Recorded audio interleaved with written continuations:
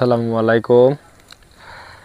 কিছুদিন আগেও ধানের উপরে পানি ছিল, সে পানিগুলো কিন্তু এখন আর নেই, বরং আরও মোটর দিয়ে ধানে পানি দিতে হচ্ছে। ভুঁই শুকিয়ে গেছে, মোটর দিয়ে পানি দিচ্ছে। তো আমি ধানের ভিডিওটা তুলে ধরলাম আপনাদের মাঝে। সুন্দর একটা ভিউ দেখা যাচ্ছে।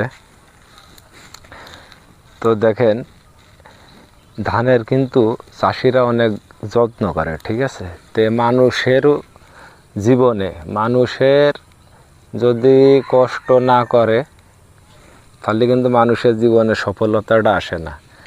তার কারণ আপনি একটা কর্মে লিপ্ত থাকবেন, অনেক মানুষ অনেক সমালোচনা করবে, টিটকারি মারবে, ঠিক আছে, কিন্তু কেউ 5 টাকা দিয়ে আপনার পাশে দাঁড়াবে না, কেউ আপনার সাহায্য করবে না।